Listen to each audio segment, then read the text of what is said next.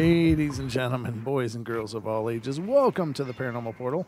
I'm your host, Brent Thomas, and I am absolutely thrilled you're here. Hope you guys are having a great night, great weekend. It's the Christmas season's upon us, ladies and gentlemen. The holiday season, I guess I should say, because there's lots of different celebrations of the holidays going on, and I don't mean to imply that they all have to just be Christmas. I'm gassy as hell tonight. I ate like some kind of bacon chicken pizza from Domino's, and oh my God, it's just like totally, it's coming back with a vengeance. But I'm going with it, guys, because this is the portal, and there are no bounds to worry about. So try now. Is this thing working? Hello. Is this thing on? I don't know. I don't have my headphones up. Oh, Don, you're getting all sexy up in here. Hello. Is it me you're looking for? I can see it in your eyes. All right. Sorry. Just saying. You have nice eyes, okay? Whatever. Just making conversation. All right. So, Santa Brent, that's right, Lewis. I haven't. I can't even say it. I almost said something so stupid that I would have just been. It would have been nothing but a liability, Don. Okay, you know what? I don't think I'm live here. Talk. I am. I don't hear me. No, I don't hear you either, but I did hear it click. Yeah, I heard it click. See? All right. Don needs volume. Yeah. Hi, Lucky. Thank you. Hi, Lucky. Hey. Don needs volume. Well, it depends. depends on your perspective here. No, nothing still. Nothing still, huh? You could. All right, let me just go to one camera here. There's a box. Oh, I hear you now. Oh, careful. All right. All right. Hi, everybody. Hi, Don is finally here, not only in body but in spirit. We can now channel the spirit of the Longbeard, ladies and gentlemen, here on the portal. What a scary thought. Our resident Krampus is here. So welcome, everybody. And this is kind of going to be our holiday special for the show. This is, of course, the last opportunity. Don and I will have to get together to do a show prior to, the Christmas. Yeah. So it's going to be, I thought, well, why not tonight? So I hung some lights and I wore a Santa hat. And yes. And so sexy in that hat. Well, thank you. You do faux fur well. It doesn't lend itself to earphones though. Not much. I should probably have found some earbuds for this episode, but that's all right as long as you guys are okay with it with me. But we're gonna have a great show tonight, and we're gonna cover holiday stories of paranormal occurrences. And God, there's tons of them out there. There really is. So a lot of things are happening around the holidays. And ladies and gentlemen, if you're a follower of the Paranormal Portal, you will know that many people believe that the veil is actually the thinnest now. It's not necessarily just Halloween.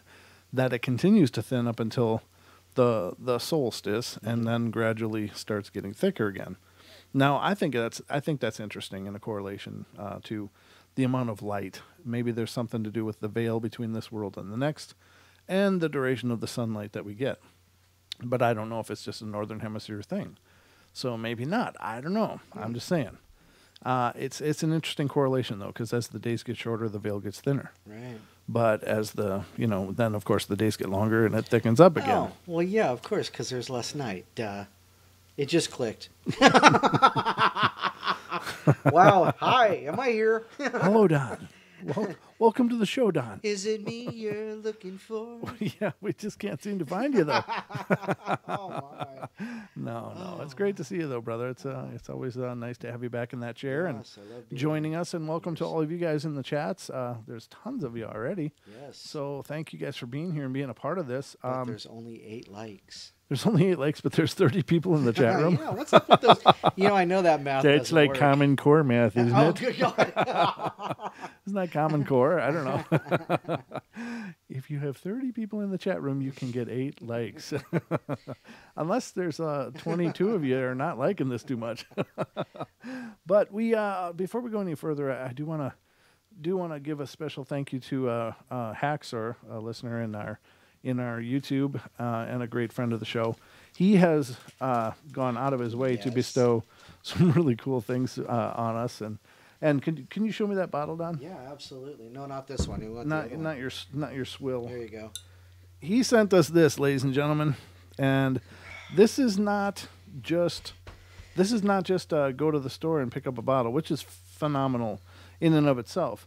This is his recipe. This is his barreled cream. Yeah. His barreled cream, and I'm just absolutely amped to get this in a cup, and we're gonna have a toast tonight. We got the Portal goblets all set to go, so. In your honor, Mr. Rico, thank you so much for sending this to us. And Don, you wanna skin that pig for me? I want to skin these pigs. Yeah, I'll skin that pig too, though. Yeah, I wanted to show these as well. And these, what are these called again? Petitfours. Petitfours, and I've never even heard of a petitfour. Petitfour. Be careful with that word. Why? Just anyhow. Okay. All right. But he also sent us these. They're called petitfours, and I had never heard of this before, so this is a brand new thing for me. But in your honor, sir, and in honor of all you guys that are listening and have been a part of the family, we're celebrating with you. Although I can't pour you a drink or give you a petitfour, we're doing this in your honor as well. You might not get a drink. Oh, really? Yeah, because it's under my nose. Oh, my God. Petitfours are pretty awesome, dude. They're like a little cake. They are. That's awesome. Bring me little cakes. Oh, wow. Okay, so I suppose you want a little bit of this, huh? I do. Let me pour you a glass. Sorry, I don't mean to be rude and eating, but it's a celebration tonight. And this is for Matthew out there. He said, if I hear about fudge tonight, I quit. Well, it's not fudge tonight, so you didn't get it. You're sticking around, buddy. Petitfours. Ooh, look at that. I know, huh? Wow, dude. Oh, gosh. Straight out of the refrigerator, too. So nice and chilled. We've kept it chilled. Hey. Cheers, brother. Cheers. And cheers to all you guys. Thank you so much for making the portal just amazing. This is incredible. Awesome, huh? Ooh. That is amazingly delicious. Yes. My God, dude, you could need to sell this. Yeah, this needs to be in stores. I'm not kidding, dude. This is amazing. Like I could officially become a drinker because of this. It's delicious. It's absolutely delicious. Oh my God. Woo. Oh. Cheers. Raise your glasses out there, everybody. We're drinking together. Whatever you got. I don't care if you're drinking a soda or a coffee or a whatever. This is to all of you and to us and to us as a family. Wow. That's awesome. You know what it tastes like? Mm-hmm. More. Oh. Hold on. It tastes like more. Find that bottle. This show's going to get really stupid pretty quick, I think. Whew. Wow. But that's amazing. All right. Thank you guys. And thank you to all of you who've been part of this for the entire journey this year. It's been amazing. But yeah, we're going to have a great show. Let's talk about some stuff. We've got the ghost box going here on the side. We'll see if anything decides to pipe in and become a part of the show with us. Oh my God, I'm going to be a little tipsy and sugar high. Well, yeah. What do I want next? I don't know. I don't either. All right, so I'm going to get to some stories here. Yes, stories. Anything else? Anything I'm missing, Don? No, other than I understand you had a great night last night with the round table. Yeah, we had a great roundtable episode last night with Sean Gonzalez, Deb Varner, Joel Robinson, and Dee Swiger. We're all four on the show with me and talking about the psychic phenomenon, talking about their journeys, talking about their experiences. And while I do have some work to do in learning how to do episodes like that, it was an amazing first attempt. And you guys were awesome, and all of you guys were great for tuning in and being a part of that. That was last night's episode. Check it out if you haven't seen it. You might have gone dead, Don. What? Dead again? Yep. that was a dumb video. I heard a click, too. Oh, dead again. There we go. Now you're live. Okay. Yeah, I don't know what it is, ladies and gentlemen. Don's always cursed with bad microphone going on, and we've tried multiple microphones, multiple cords. It doesn't seem to matter. So you know what? I'm going to give up my jug tonight. You going right for the cream? Yeah, it's not as refreshing. Oh man. Could just put a nipple on this and put me in my crib. That's awesome. That's really delicious. Ooh. I mean, that's like, it's kind of like a Bailey's Irish Cream, right? But yeah. Is it the same thing? Well, no, it's not the same. Okay. It's better. Well, clearly, I mean, I've had Bailey's Irish Cream and I like it. It's a nice, smooth sipping liqueur. But this is just amazing. I've never had something like this before. Oh. Wow. All right, so if we get stupid and drunk, it's Haxer's fault, just so you know. But it's probably going to happen because I can't see that bottle surviving the episode, to be honest with you. It's already half gone. Yeah, I know. It's not looking good. The prognosis is not looking good. But, yeah, it's amazing. So let's get to some of these stories, ladies and gentlemen, and see what we can find out about paranormal encounters around the holiday seasons. And to all of you guys, whatever you celebrate, just know that I love you, and I hope you have an amazing journey. Celebrate it with your family. Doesn't matter what you celebrate, just celebrate it well. Yes, absolutely. Just enjoy yourselves, and and if you do have anything paranormal happen, let us know. Definitely let us know. Email us at paranormalportalradio@gmail.com, and we can share your story. Speaking of which, I have something to share. What? I know I have a story somewhere. Did you just remember something? I think I did, but I think I'm almost forgetting. No, wait, I got to look. Did somebody send us a story? No, I think it was left on a comment. Oh. Yes, it was. Yes, it was. It was left as a comment. That's right. Thank you for cueing me into that, Don. I would have forgotten. Yes, I have amazing abilities occasionally. Just occasionally. All right, let me find it quick. Don, anything on your mind you want to say? No, I'm really upset, though, that I missed that episode. I had to, I was doing the grind thing last night, and, it just sounded amazing. It really was. It was really cool. And so are we going to put together one with our fellow investigators? We are, absolutely. Awesome. I have not reached out to them yet, but that is definitely on the agenda, as is a part 2 of that last night's episode, because there's so much more to say.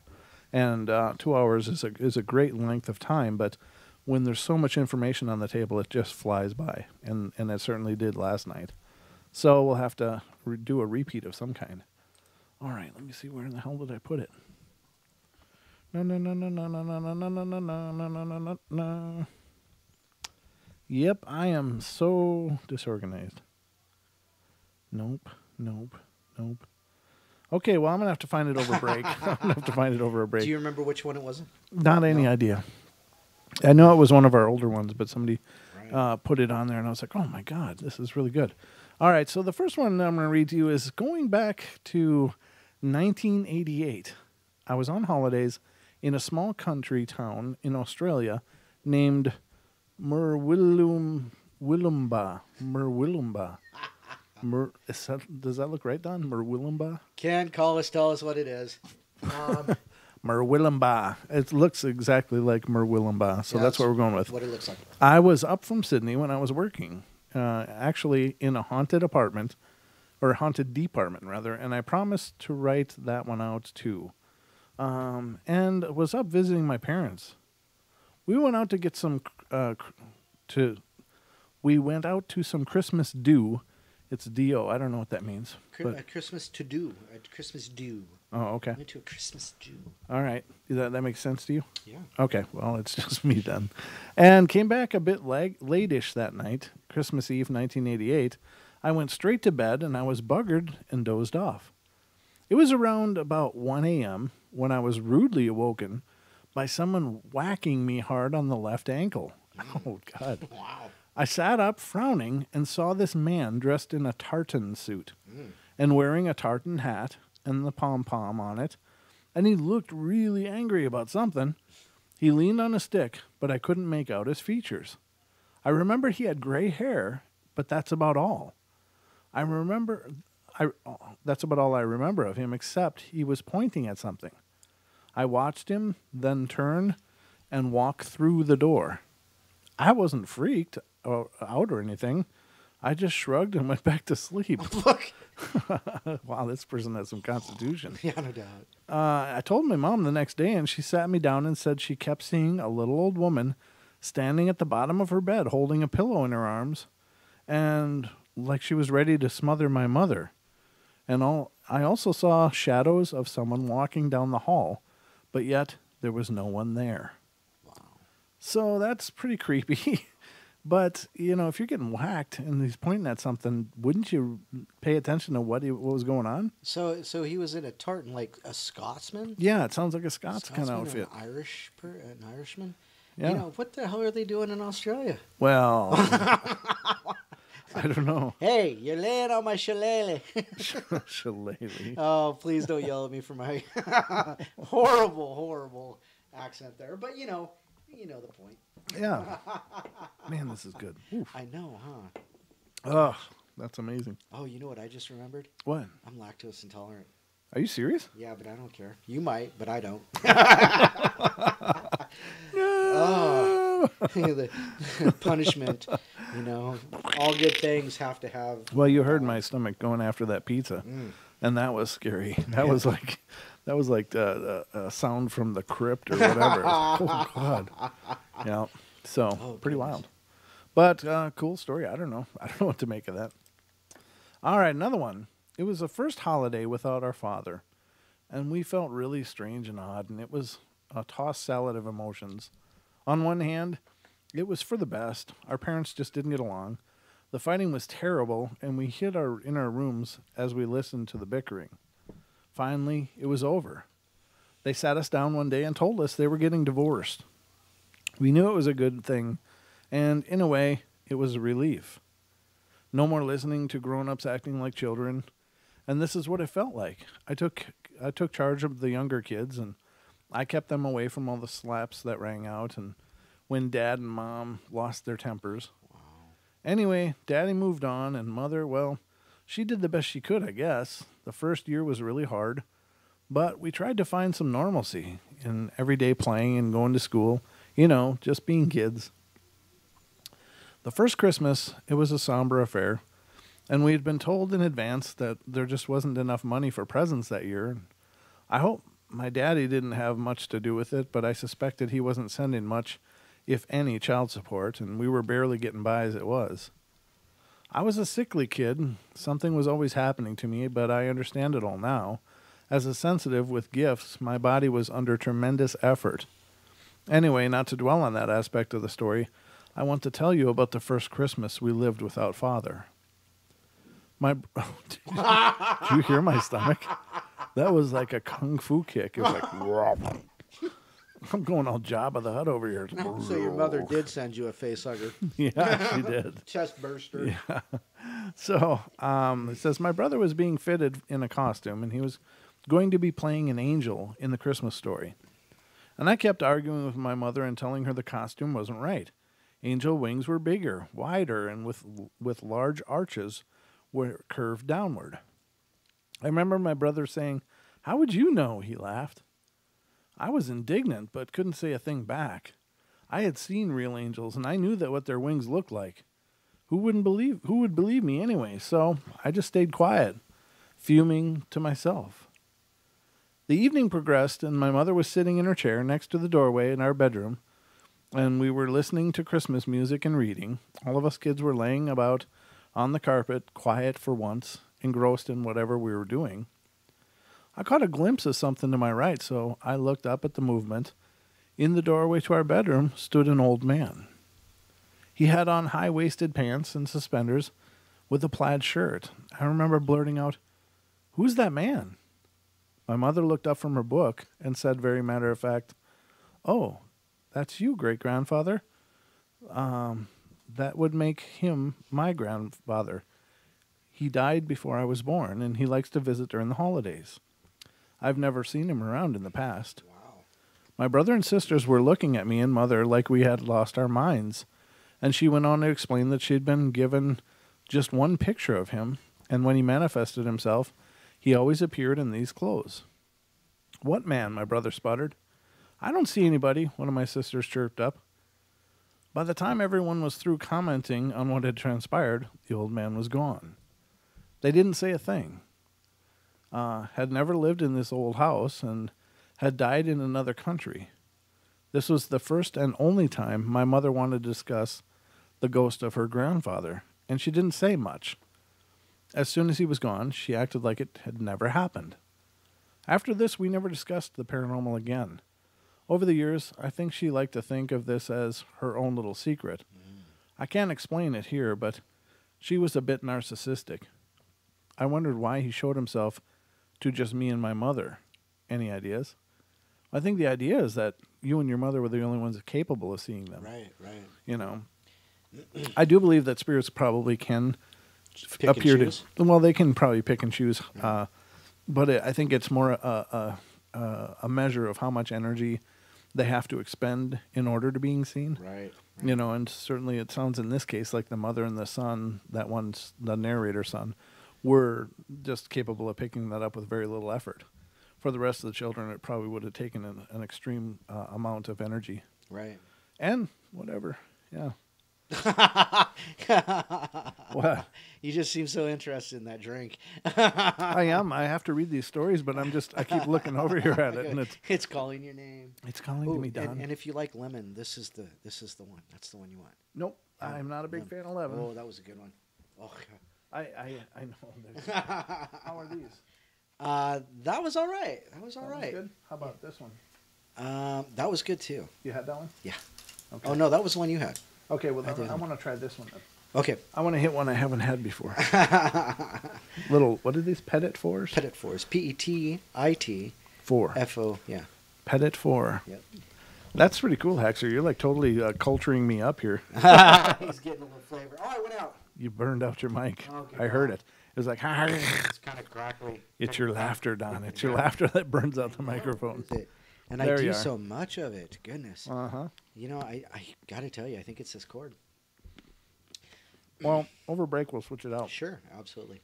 There are a lot of spooky paranormal occurrences tied to Christmas that seem to revolve around certain places that, for one reason or another, become haunted at Christmas time, and have so for a very long time. England has several of these, and one of them is a road called Hawkhurst Road in Marden, Kent. It is mostly an unassuming road like any other in the area, but it was here that on one dark Christmas Eve in the 18th century, a notorious highwayman named by the name of Gilbert stopped a horse-drawn carriage carrying a man and his daughter. According to the tale, the bandit and his daughter stepped out of the carriage, but before he could get to the father, the horses spooked and bolted away into the night along with the man, leaving the daughter there alone with this murderous madman of a thief looming over her. Made all the worse as she was hit with the horrifying realization that this was the very same highwayman who had killed her brother along that very same stretch of lonely road years before. Ooh.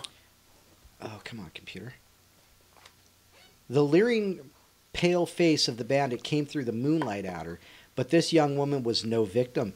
She pulled out a knife she carried within her bag and in a desperate panic lashed out to plunge the weapon deep into the side of the undoubtedly very surprised Gilbert.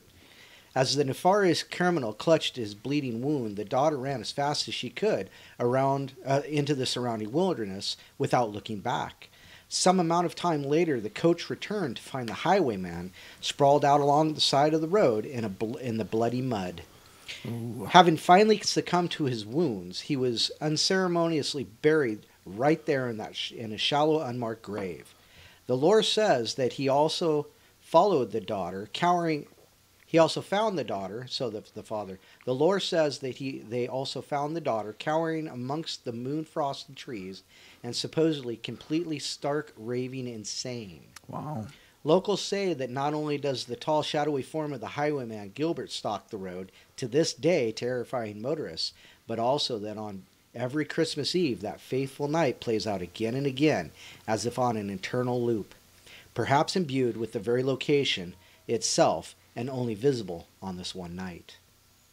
Ooh. That was crazy. That is. Yeah, and so, I was reading that, I was expecting like the specter of the brother to pop up and take care of the highwayman. But, it's unfortunate, that some people seem to have brushes with paranormal or spirits or apparitions, and they either are stark raving mad, insane, or people just make them that way because nobody can believe them.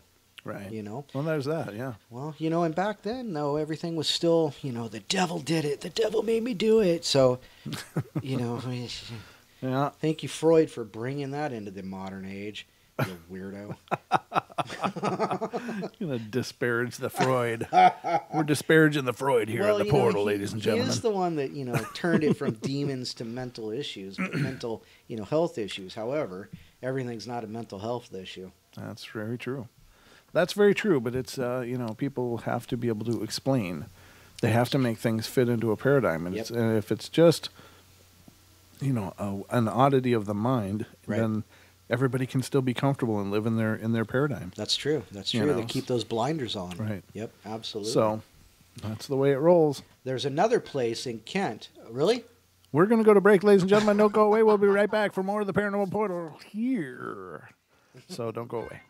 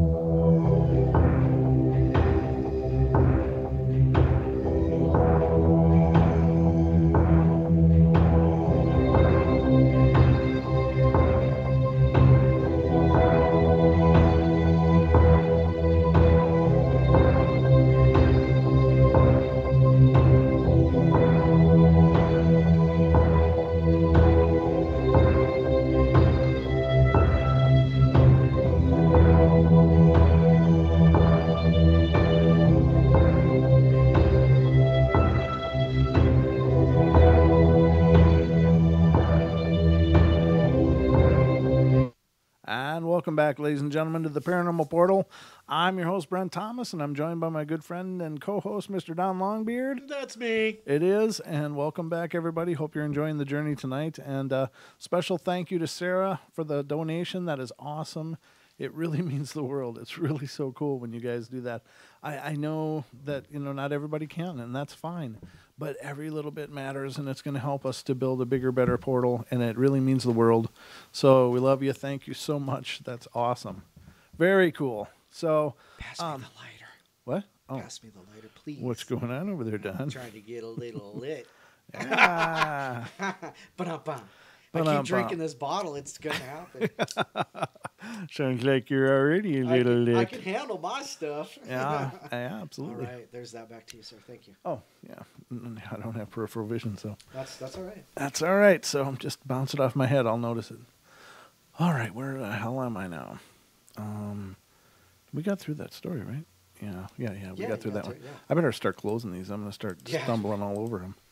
Ay. So somebody mentioned, Don's always in the dark. He needs a light. So I light this candle. And what does it say here? Somebody said something about it's because of the beard and the hat. He's all black. But, well, that's fine and all. And I go to light this candle, and I'm, afraid that it's going to, just...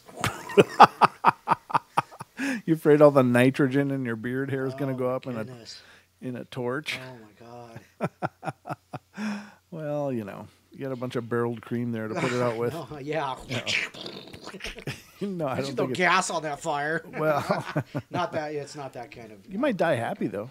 I'm just saying. Well, we just talked about drowning and burning to death, didn't we? Yeah, we were just talking about that. Strange the things we talk about. Yeah, circles. It comes back around.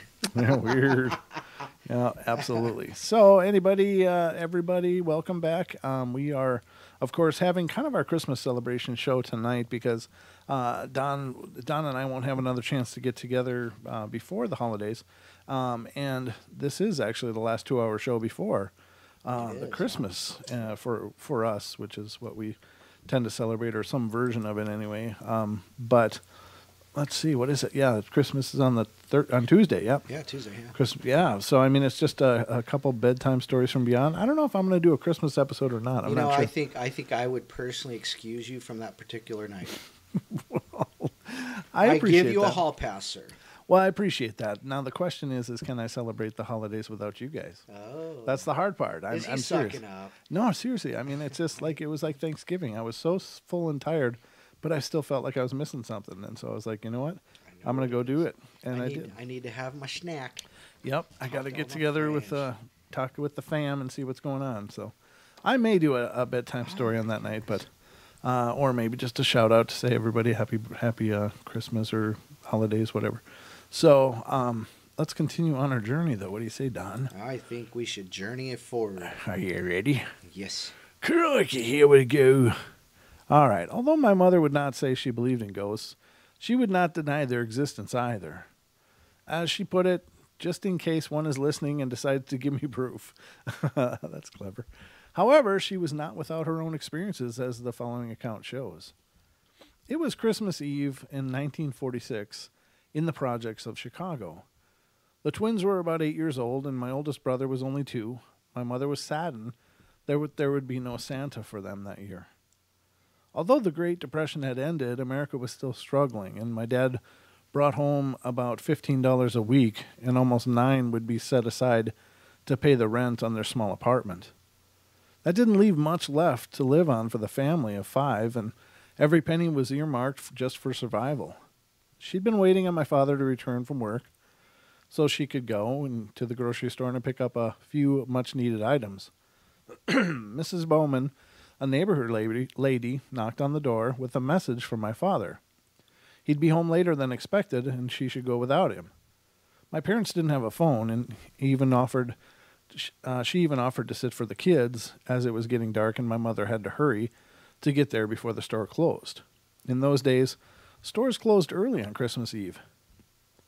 Winter can be bitter in Chicago, and the wind bit my mother's bare legs and sliced through her coat as she walked the 4 blocks to the store. My mom always wore dresses, no matter what. She was nearly frozen when she approached the store's parking lot. She felt something wrap itself around her ankle. Looking down and pulling it off, she saw it was a $5 bill. $5, a small fortune in those days. No doubt. She looked about for its owner and someone who might have dropped it, even though it was she was sorely tempted to just cram it into her pocket. And then she saw the man, standing nearly hidden in the shadows. "Excuse me," she said, approaching him, "but have you lost something?" He took a step from the shadows, and she was struck by the fact that, although he didn't appear dressed for the cold, as he wore only a jacket, he didn't appear cold. He smiled at her, the most beautiful smile she has ever seen. "Yes, ma'am, $5 to be exact." "Then this is yours." She extended the bill towards him. "Keep it. Get the kids something nice." Oh, wow. My mother's jaw fell open. The second half of what he said wouldn't hit her until later. "Are you sure? It's an awful lot." But the man had already turned, walking off, cutting across a section of fresh snow. "Thank you. Merry Christmas," she called after him, as she assumed he disappeared into the darker shadows. But, and she was adamant about this, he left no prints in the snow where he walked. She went and took a good look when she finished shopping, but her Christmas miracle didn't end there. Inside, on a long table, was an assortment of plastic toys. She quickly chose 2 plastic dress-me-up dolls and a red fire truck. The owner of the store was working the counter and placed some candy into her bag, telling her to hush when she objected. He knew our family and wanted to be allowed to spoil those babies, just a little. My mother said that never had a full bag of groceries felt so light to carry on the walk home. Back home, Mrs. Bowman returned with some fabric scraps she thought were big enough to create outfits for the dolls with, and soon they had the kids fed and put down, and they busied themselves with sewing tiny dresses until my father came home, lugging behind him a small tree. The reason he was late was that he had a chance to work for a friend at a Christmas tree lot, and this one was left over. The friend let him have it and paid him a whopping 50 cents to boot. You can say coincidence and folks being kind all you want, but my mother would say when telling this story, "But you tell me, what kind of man could possibly have known that I had kids and leave no prints in the snow except for a Christmas spirit?" Oh, That's a really cool story. that was an awesome story. That's the kind of story I should have ended with. Yeah, that's what happens when you plan. Yeah. Oh, dang it. Dang it, Don. Am I live? Is it Well, live? not really. It's kind of it's mumbly, like clipping. It's like you're too loud for it. Or I know. something. What is with that? I'm not a loud person. Okay. Okay, let's try All that right. again. Not allowed. Yeah, Not sounds good. I'm not loud. I'm not loud. No. I have good lungs. Of course not. All right. Oh, the better to scream with. Oh, All goodness, right. that was good. Thank you. Yeah. All right. So the next one, ladies and gentlemen, is at the holidays, a time for warmth, a time for joy, a time for sorcery, superstition, darkness, and, oh yeah, boredom. At least it is in Russia. It was December at last in the far eastern Russian territory of Primorsky, and I was very keen to experience Christmas, or whatever they call it. Now that I had friends and a girlfriend to share it with, I knew we'd be expected to spend some time with Babushka, but that was a sacrifice I was willing to make. The feast of St. Nicholas came and went relatively well. A sort of Russian Thanksgiving, where family and friends gathered at a massive feast and talked about the good times, bad times, and Babushka's neighbors got drunk, naked, and passed out in her sauna. Oh, wow. Wait up. I'm serious. You ever watch those YouTube videos of people in Russia? Those people are just, they know how to drink. Oh, my God. And thankfully, we found him in time before he got too dehydrated. The holidays. It turns out the holiday season in Russia only starts with the Feast of St. Nick. And then there's New Christmas. Novoye Rozdestvo. I don't know. Which Catholics and some other Western religions celebrate on December 25th. Then there's New Year's, which during the Soviet Union was the biggest winter celebration of the year. Since Christmas was banned as a religious holiday, religion was, after all, illegal. The Russians celebrated exactly as they would at Christmas, but on January 1st instead. Then, of course, there's Old Christmas, still celebrated on January the 6th, as it was on the old calendar. All those dates confused me. And did we get gifts on all 3 days? Could I get gifts on all 3 days, even if no one else did? And there were critical questions which must be answered. Mm-hmm. The Christmas holiday breaks were so long, and so many people are off work during the entire period on paid vacations. Many Russians get bored about halfway through and long for returning to work. Really, really long for it. I also discovered that Christmas time or New Year's time was traditionally superstitious period on the calendar. Party games popular during these festivities, family-filled times of the year included fortune-telling, unique rituals designed to keep evil spirits away, and of course one of the favorite holiday pastimes, the Ouija board. Now don't worry, this won't be another Ouija board story, though every December to January, tens of thousands of Russians do partake.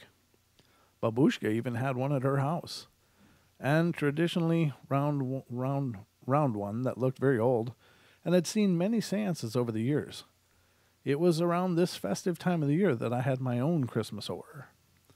Although Ludia and I were swamped trying to move into our new apartment building, we spent as much time with Babushka as we could. Pretty much every weekend, we spent at her dasha, going over different holidays and how we'd arrange and schedule each one. In Babushka's household, they traditionally gave gifts in January, as they were an old and established Russian Orthodox family. We ended up working out a compromise where Ludia and I would celebrate on December 25th, and we would have another celebration in January with her grandmother. Around January 2nd, we gathered our gifts and hired a taxi to take us out to the village, and there was so much to transport, the train wasn't really realistic. Excuse me. Babusha greeted us at the door and supervised as we brought everything in. She was her typical forward self, lingering after kissing me in, welcoming and grabbing at me as I passed by her. She'd make comments like, "Silny, oh, how strong." And I'd respond by calling her Terpki, slang for tart or other things. She'd laugh and her beady little eyes would twinkle. She loved every minute of it.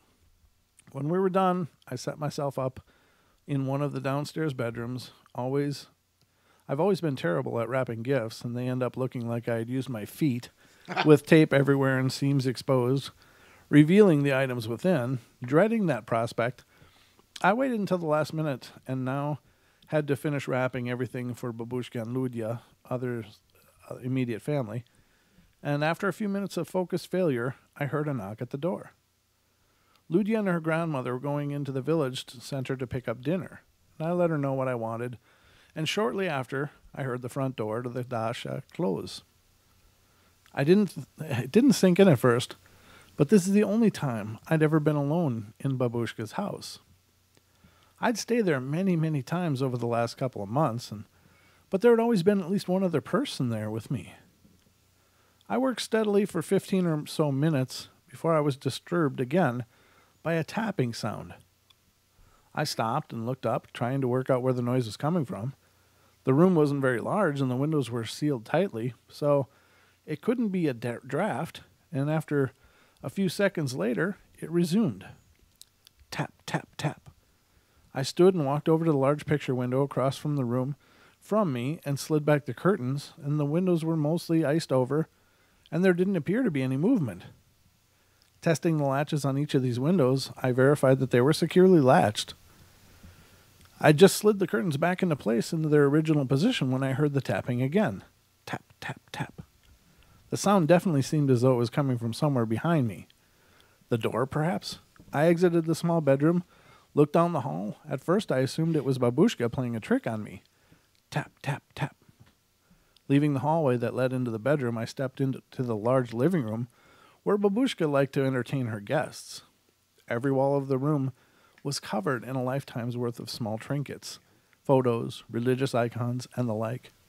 No fire was going, so the large open room was quite cold, and I remember shivering a bit and rubbing my arms, and suddenly I noticed something out of the corner of my eye. A form. A dark, against the color of the light coming from the bedroom's open door down the hallway. I snapped my head around, but could see nothing. Only the long, narrow hallway and the glow of the lamps in the room where I had been working. The house was always pretty disturbing. All alone, so many odd angles and objects covering every surface, the shadows playing strange tricks, moving while you were looking away, and snapping to perfect stillness when I turned my attention to them.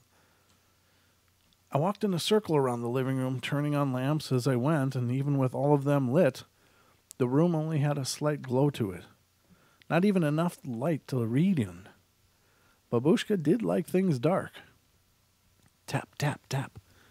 The sound had returned. I made my way out of the living room and towards the house's front door. The door wasn't locked, as is typical in these villages, and I could make out the halo of the street lamps through the iced-over glass in the center of the door. Turning the knob very slowly, I pulled it open in an instant, expecting to catch some neighbor kid playing a trick. The outer world was entirely still.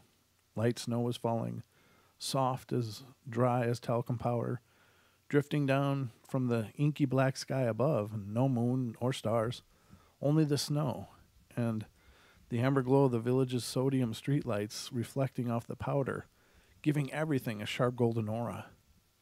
The only footsteps in the snow belonged to Ludia and her grandmother, moving from the front steps down the street towards the center of town. Even those footprints were quickly filling up, being erased from the night's winter storm. I searched around the perimeter of the house. No other footprints were visible, and there were no birds or animals around that I could see. Only perfect stillness. My limbs were getting numb by this time, and I made it back to the front door of the house, and I hadn't put on a jacket or anything prior to going out, and I was now feeling the results, and stepping back into the entryway, I closed the door behind me and took a few steps back towards the living room. From this position in the house, I could tell the tapping sounds were not tapping at all. They were the sounds of footsteps. It sounded as though someone were in the room directly above the front entry hall. The steps started and stopped, like someone was pacing or possibly swaying and dancing to a rhythm. I moved very quietly back to the first floor bedroom and collected my cell phone as quietly as I could. If there was an intruder in the house, I wasn't going to let them know I was there. Taking each step very cautiously, I made my way up to the second floor and down the hall towards Babushka's bedroom, the room directly over the front entryway. Her door was wide open, and her curtains were pulled back, allowing plenty of light in from the street to enter the room. The first thing I noticed was a moving shadow crossing back and forth in front of the wall, across from the door. Back and forth, in a steady rhythm, it flowed over the surface of the wall, directly across from me. Taking a few more cautious steps, I lifted my phone and tapped 102, which is police emergency, into the touch surface, ready to place the call if necessary. Moving closer to the doorway of her room, I changed my position so I could see further into the corner.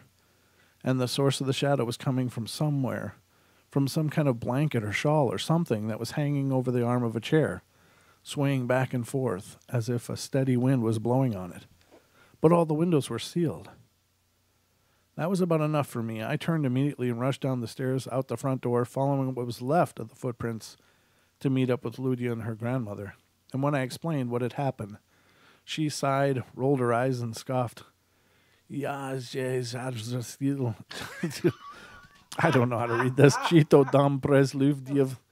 I told you the house is haunted.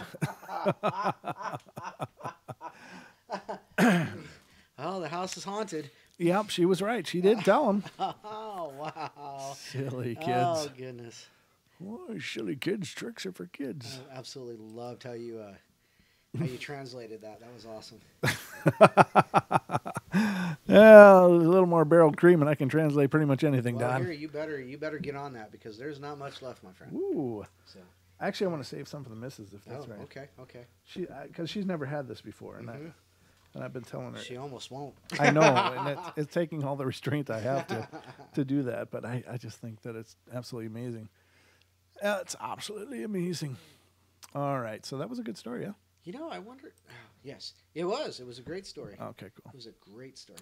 It was great. What do we got left before the break here? 5 minutes. Okay. 5 minutes. Okay. 5 minutes. 5 minutes left. Okay. All right. Let me close the. Well, here, let me get this one. Real Please quick. go ahead. There's another place in Kent that has its own Christmas haunting, and that is the historical Hever Castle, located in the rolling, idyllic countryside of the village of Hever Kent. Originally bent, goodness. Wow, thanks. Yeah. There's some bell cream on your tongue, Don. Originally built around 1270 as a walled-in country house surrounded by a moat, from between the years 1462 to 1539, it was the seat of the rich and powerful Boleyn family, who later became the Boleyns. The original owner of the house, Henry Boleyn, had a son named Thomas who changed his name to Thomas Boylan and ended up marrying Elizabeth Howard, the daughter of the Duke of Norfolk. The two had a daughter named Anne Boleyn, who would go on to create a major scandal at the time and who lies at the root of the castle's paranormal shadowing. Anne's sister Mary infamously began to have an affair with King Henry VIII, who was married to Catherine of Aragon.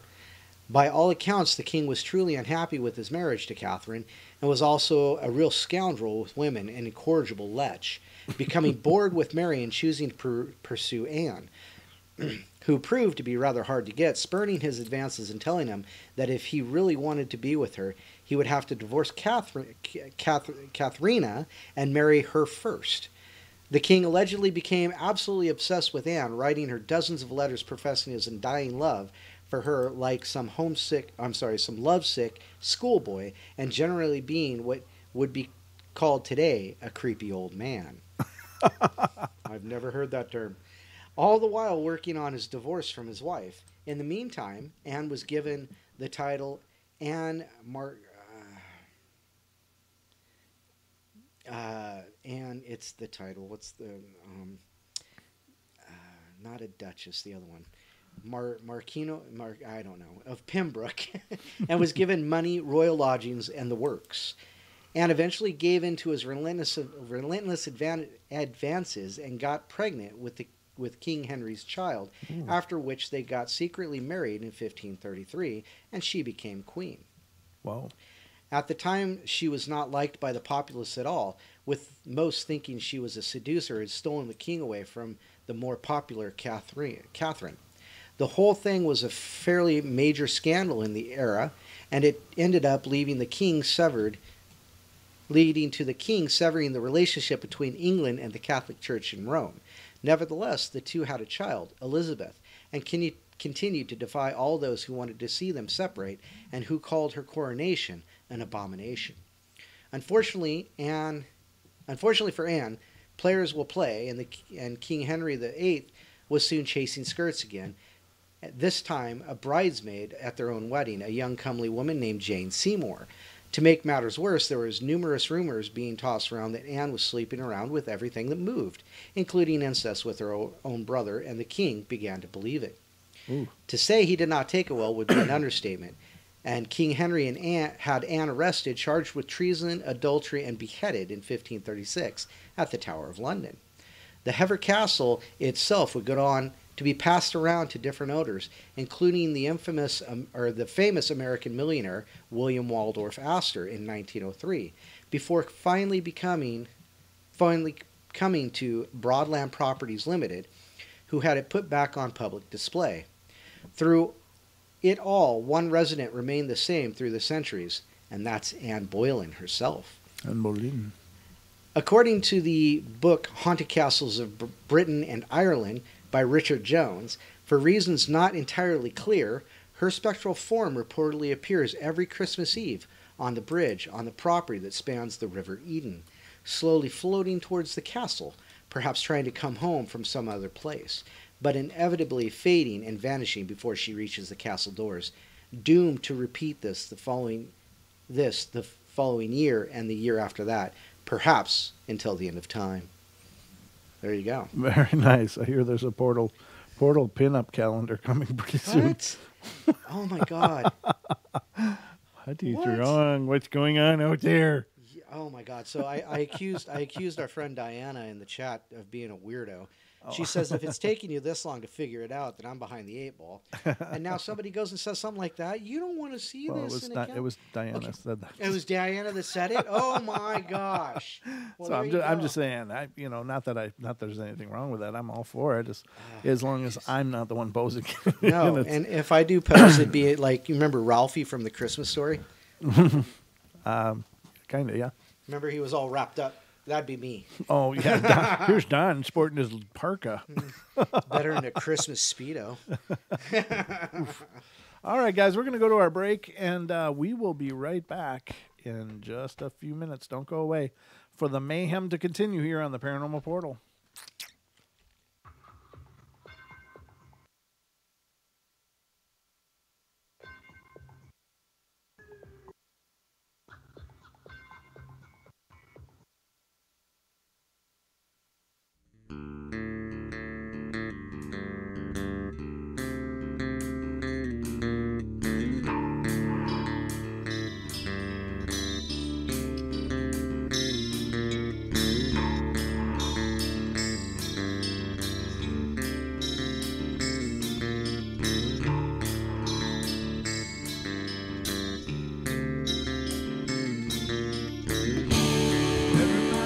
To play their games, everybody loves to place their bets.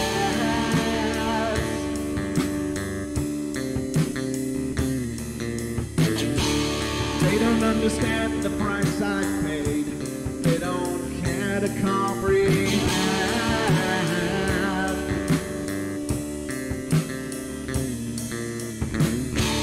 Trace their lines upon my body, dripping scars across my heart.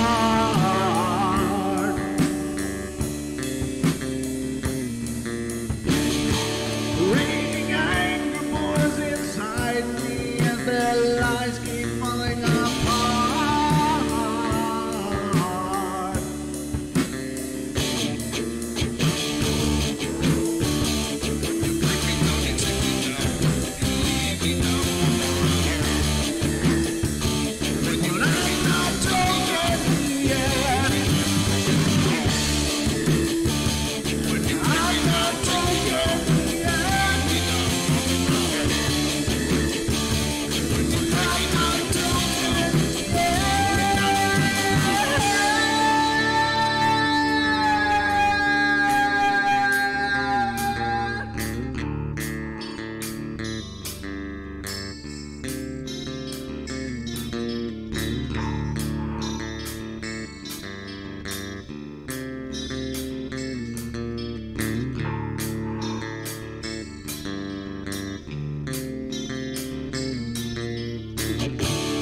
I am finished with my silence. I am not a stupid boy.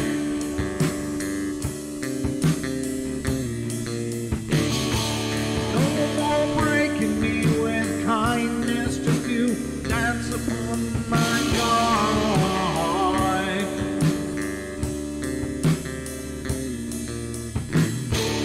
Leading me with empty promise. You're just another fucking mess.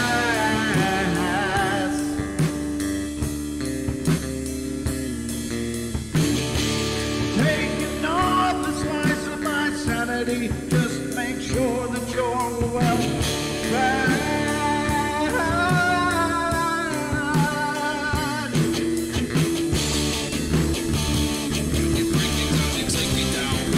I'm not wrong yet.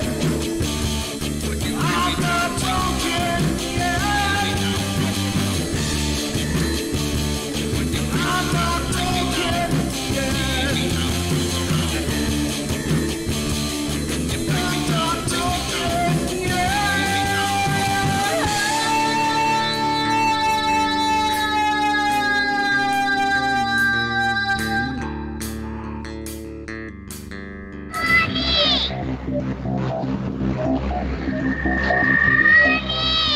I can't see you, Mommy. Where are you? I've never sensed anything like it.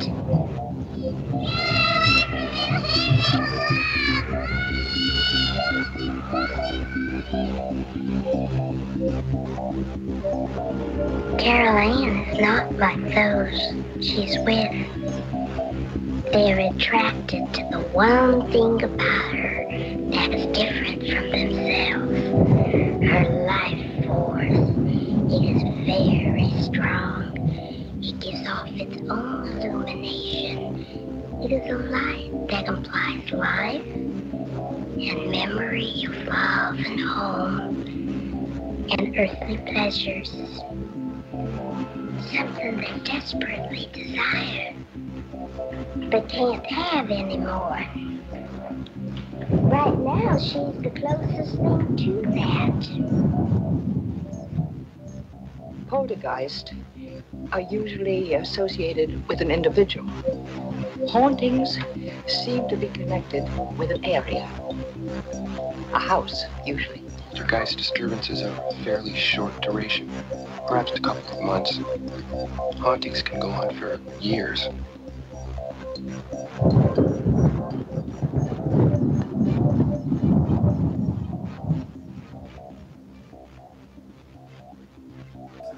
And welcome back, ladies and gentlemen. I just realized I never did light my candles, but it's working out okay.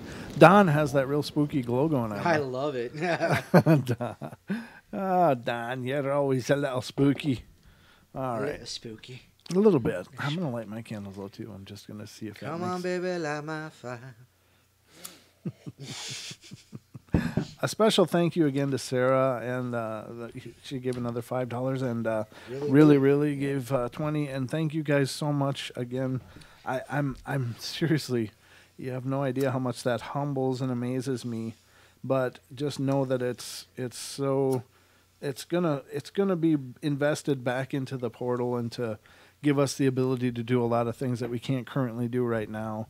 So the end result will be, of course, that hopefully we can be even a little more entertaining than we always already are. If we're entertaining at all. I think we are a little bit. Yeah, add the better production value to it. Well, right, and it'll give us the ability, what I want to do basically, ladies and gentlemen, is to invest in equipment so that we can go and do on location things and possibly stream those live. And right, yeah. I want to get Don out and I want to set him up somewhere with a voice recorder. To be my first. No, I want to be there for your first. Oh, I don't want to be your first. Ooh, voyeuristic tendencies. I'm going to be more voyeuristic about it, absolutely. But no, I think it'd be great. But I just think that would be a lot of fun to see what we could do in that regard, and it would give us the ability, of course, to be mobile and to do a lot of things like that, which would free us up to potentially travel around a little bit too. So that's all on the development panel. It's a nebulous dream at this point, but every time you guys are able to, it definitely helps. Look at how far the stream is behind us. Wow. Is it that way on yours? No. Huh? You need to take your slider and move it to the right. Oh, what happened? How did that happen? You may have accidentally paused it. There you go. That's all. Oh, weird. Yeah. I didn't know I paused it. Okay. But thank you guys. It really means the world. And I don't know. It's amazing. It's just amazing. It means so much that what we're doing to you guys is valuable enough for you guys to invest your own hard-earned money into it. And, I'm absolutely thrilled and humbled and amazed by that. So thank you guys. We love you dearly. And, wow. Yeah. Just wow. Wow. Okay, They love us. They really love us. Yeah, well, they like... I'm going to put the cork back in this bottle. Yeah, please. Cap it. Because, wow. Is that a cork? That's a cork? Yeah. That's cool. I thought it was a screw-in thing. No. I didn't know. I didn't get to open one. He's too bourgeois for that. Absolutely. So let's continue our journey here, ladies and gentlemen. We're into hour number 2 now of the portal, our Christmas-a-thon, which is only 2 hours. So don't it's a short-a-thon. It's a short-a-thon. But, whoa. I got that barreled cream just rocking in me. But it's something that I could totally blow a whole bottle quick, all by myself. Yeah. Just put a nipple on my next one. That's all I'm saying. I know I used that joke earlier, but it's still funny in my head, so I'm going to just keep rolling it out. Some of the fun is watching you try to be funny. What do you mean try, Don? Well, Mute. It's a mutiny up in here. That's right. Oh, I am going to switch out, though, because so I guess that cord's working pretty nicely. so far, don't jinx it. All right. Oh, goodness. My God. Here come the burps. Drink me kook. All right. You are a kook. Coke. Oh. I didn't drink me kook. I drank me kook. Yes, Pixie, he said that. What did I? What? What are you blaming me for now? What's going on? No, you said it. It's your fault. What did I say? Brent said nipple. Oh yeah. I can appreciate a good nipple. That's all I'm gonna say. I just mean that on my beverage. You dirty minds out there. You twisted souls. What are you thinking? Welcome to the weirdo. Yeah. Well, believe me, I can go full gutter. It takes all kinds of restraint for me to keep this family. I friendly. almost had you the other day. Yeah, you were close. That was really close. I was like, yeah. It's tough. It's a tough thing. All right, next story, ladies and gentlemen. This is my first and only experience with a Ouija board. Yeah, what is it with Ouija boards? Ouija boards, Don, they are just not meant for simple use. I can't stress that enough. But it was a week after Christmas, 1969, and in that Christmas, I was just months old. Huh? That's crazy. I'm old, Don.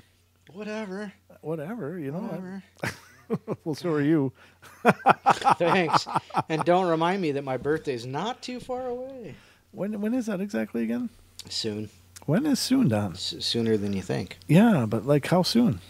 It's the same day that I think Drew Barrymore was born on my birthday. So we'll do for New Year's. Are we just going to give you a diaper?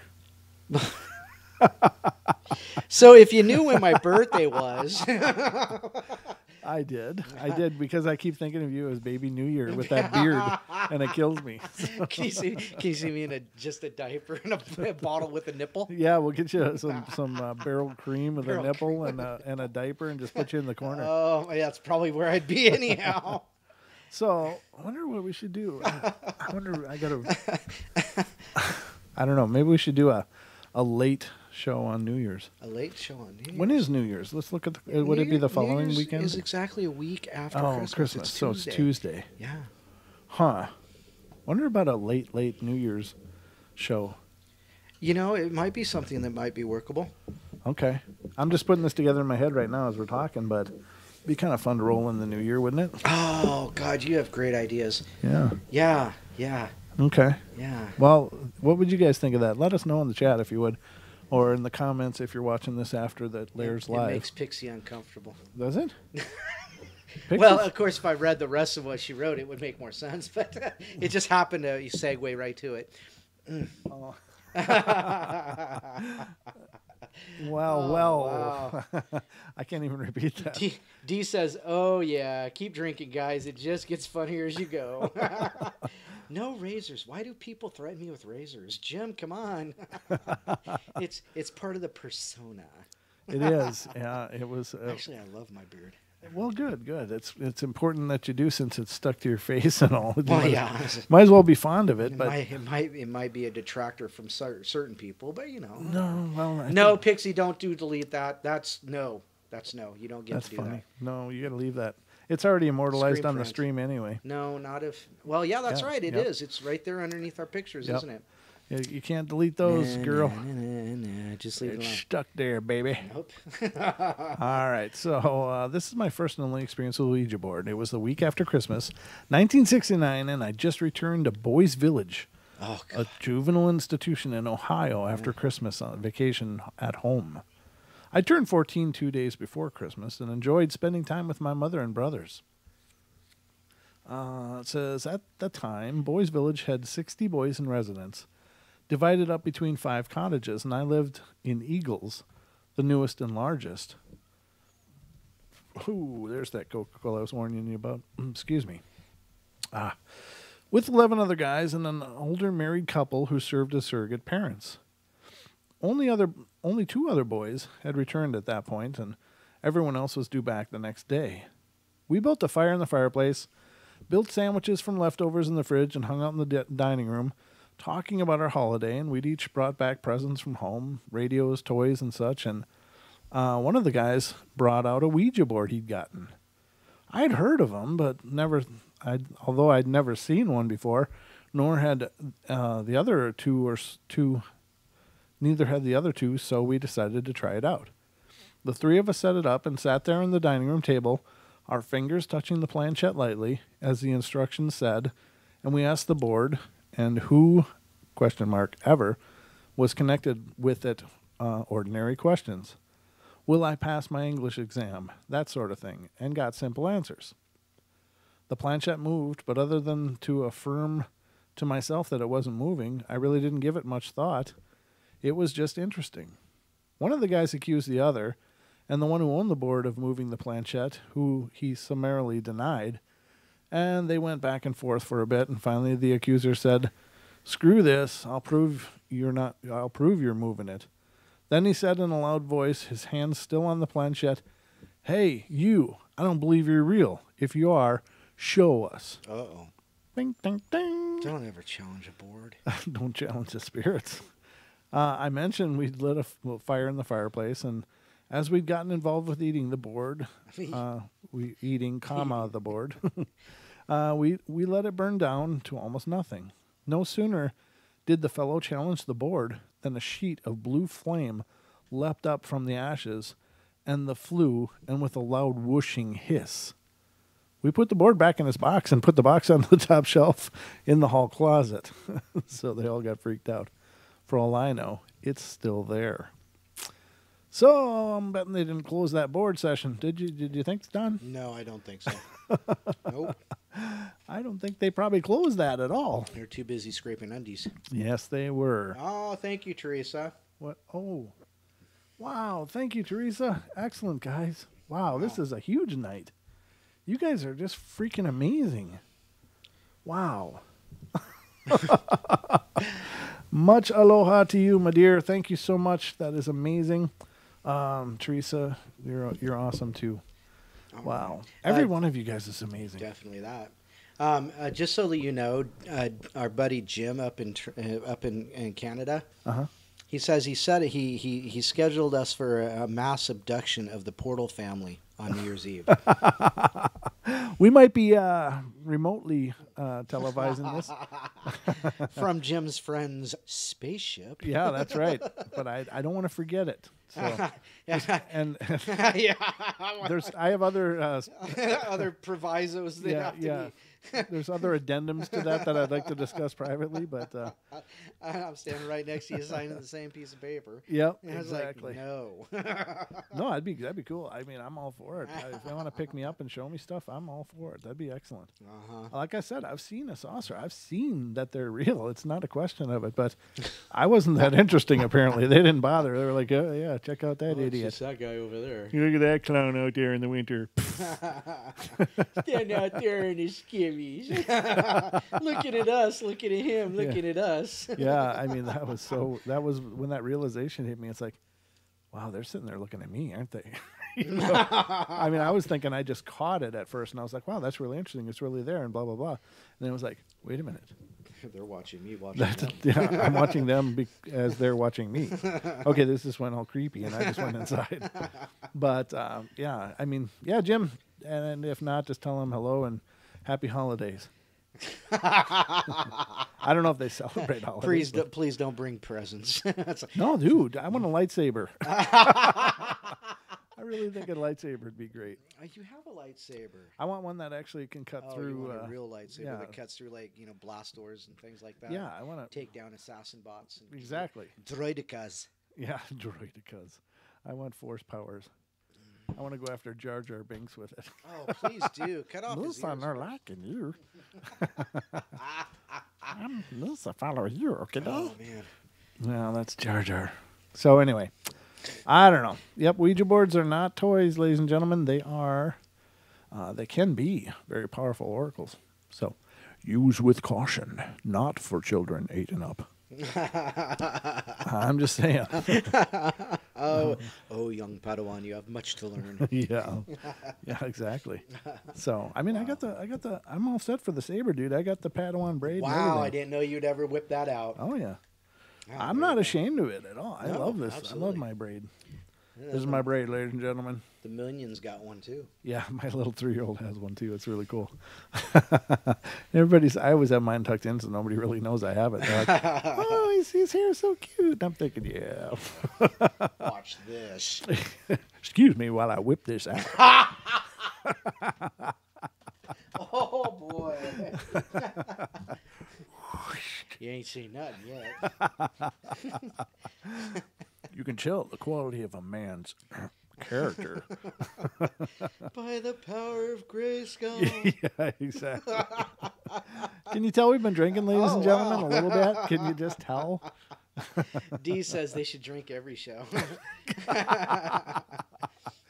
I'm thinking lightsaber would be pretty cool, though. I'm just saying. I'm sure I'd be in an amputee ward in about a weekend, but after I slice off parts of myself. But You know, one time when I was a kid, I'm gonna tell a personal story. One please time when do. I was a kid, I was just so bored out of my gourd, and I had a room upstairs. You know, it was kind of like a attic room. You know, and had the slant to the walls because of the slant of the. And one day I was just in there.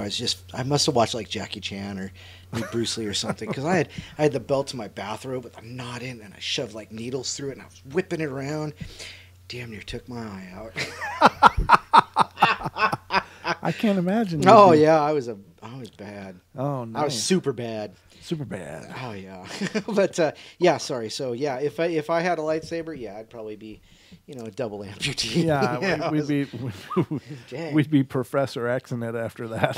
Yeah, no I'm going to doubt. use the power of my mind instead. Oh, God. Jessica just said what I was gonna say. What did she say? She said your Schwartz is longer than mine. Thank you, Jessica. Yes. Oh, Oh, that's funny. Wow. it's always funny here in the portal, ladies and gentlemen. It's getting hot in here.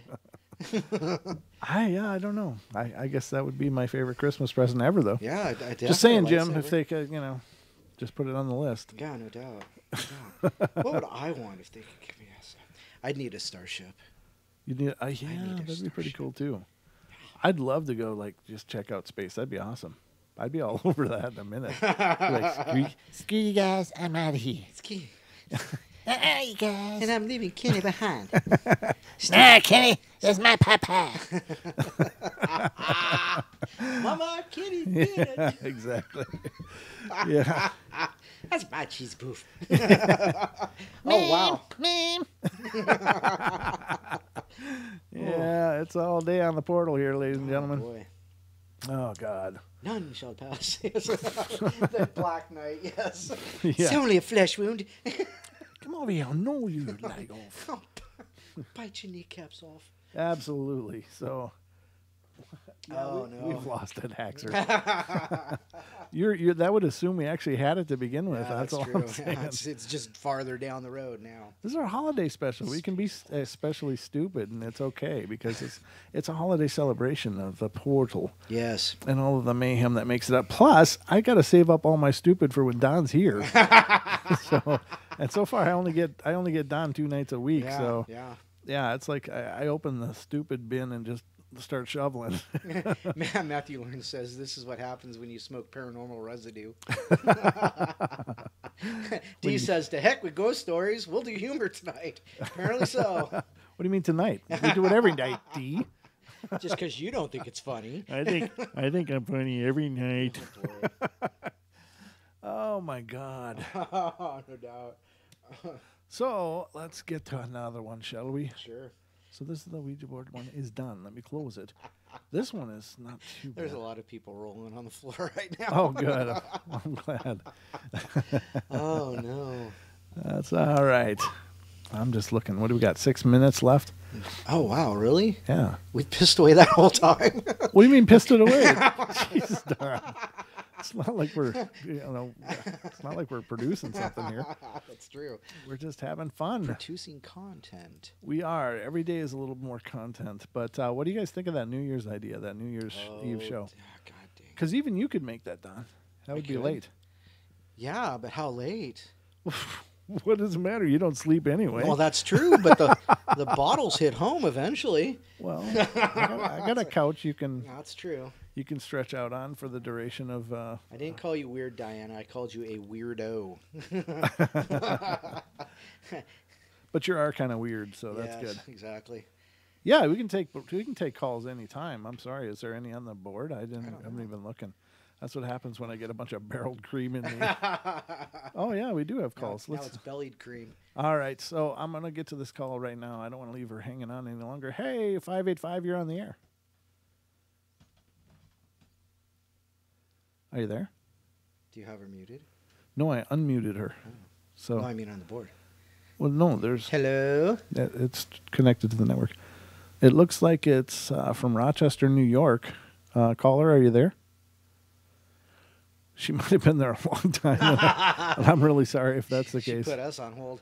She's like, I'm gonna go make a sandwich and check back. Sorry if you've been there for a long time, but we'll check it back after break.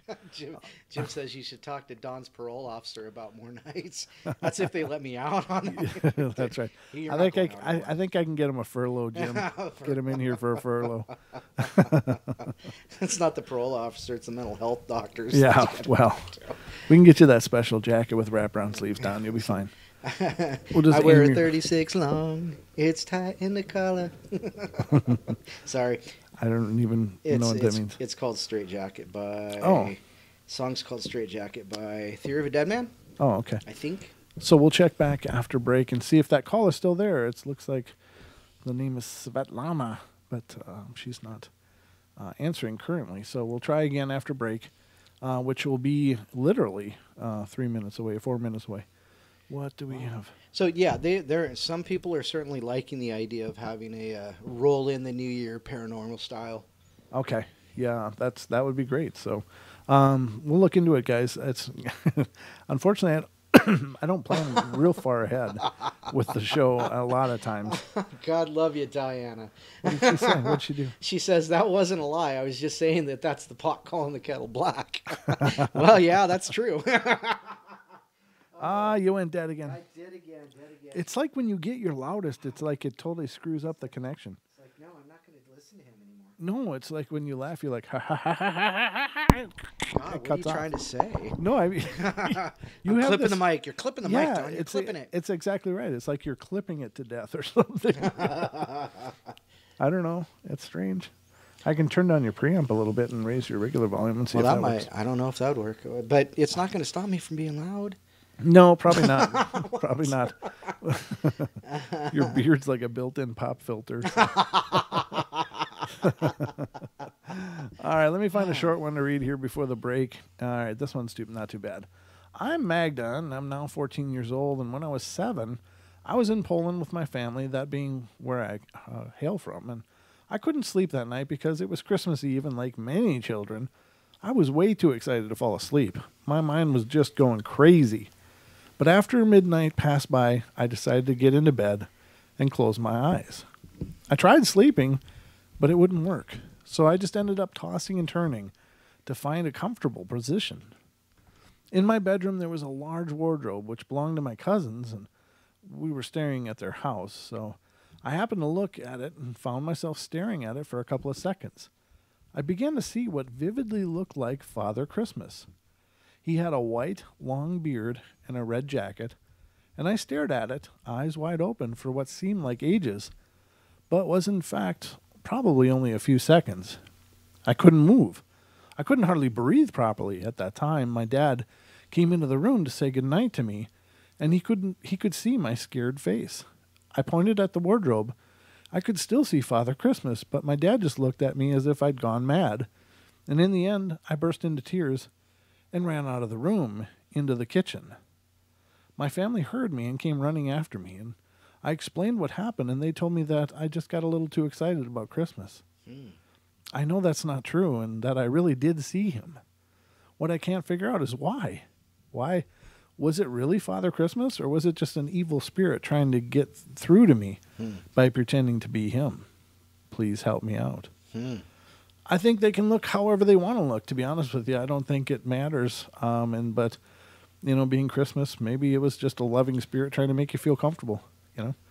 One of those things. I'd still get the hell up on out of there. You would? Oh, yeah. Well, we'll see when we get you out in the field. Just what do you do, Don? Wet my pants. How does and Don run. handle the stress? I'll wet my pants and cry like a girl. What time is it? It is time to pay the bills, ladies and gentlemen. Yes, it is. We got about 20 seconds here before we're going to go to break, but make sure to like and subscribe if you're on YouTube. It really means a lot. If you're not already subscribed, Don, I was looking at the analytics, and Yes. half of our views are unsubscribed. Really? Yep, half Just of the people. wandering through, huh? Yep, half of the people Wow. viewing our videos are not subscribed. So if you're watching the video, it really helps us out. It helps to establish our channel. It helps YouTube to promote our channel based on the amount of action we get. So And not only that, it'll let you know when we're actually live. right, if you subscribe and hit the bell, then you'll get notified. Theoretically, I know some people have had problems with that, but theoretically you'll know. So definitely like and subscribe. Spread the word. Shed the word. Spread the word. Yeah, thank you for the barreled cream. All right, we'll be right back, everybody. So don't go away. 1/2 hour to go here on the portal.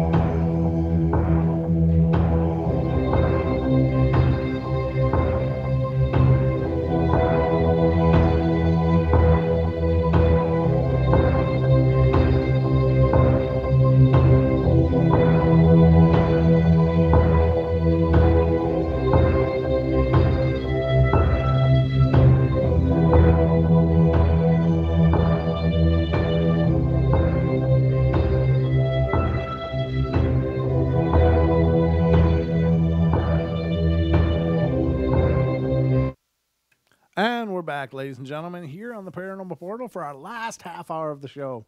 So if you have a call-in that you'd like to make and just to communicate with us, then please do. I see that call is still here, so let's try it again. Rochester, New York, area code 585. You're on the air. Are you there?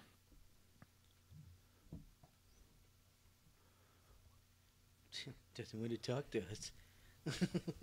And nothing. So. Oh, goodness. Don't. Jesus. What?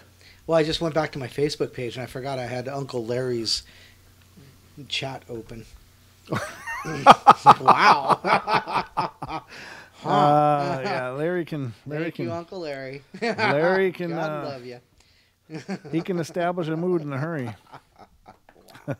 All right, everybody. So we are doing a night of celebration in regards to the holidays and stuff. And, of course, this is the last 2-hour show before the holiday break. But I will be back doing some bedtime stories through the next couple days, I'm sure. And I don't know about Christmas or not. I'm going to just wait and see what's going on. But maybe even then. We'll see. Because, after all, you guys are family. So we'll see what goes on, but we have another call. Let's get to this one. And this is area code 480. You're on the air. Hi. Hi. Happy holidays, guys. This is Jess. Hey, Hi, Jess. Jess. Happy How's it holidays going? to you, dear. We're doing good. Thank you. Yeah, it's a little warm, but we're doing fine. It's warm? Well, I'm a little warm. Oh, I can't wait to see my T-shirt. I can't wait for you to see it, too. But thank you for your patience while we get that sorted out. Again, ladies and gentlemen. If Oh you're no problem. I was just curious. What do you guys do up in northern Idaho?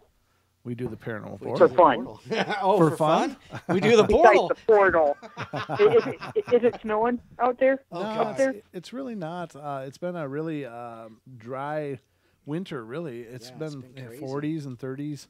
So we did get some snow, but it's mostly melted now, which is awesome. This is my kind of winter, which probably pisses off the locals some here, but I'm not a winter person. I'm not either, but I need either rain or snow because I need water for my well. For your will. Yeah, my well. So what made you guys? If you're not winter people, what made you guys move to Idaho? Question. peace. Just curious. The peace. I actually moved up here to do a job.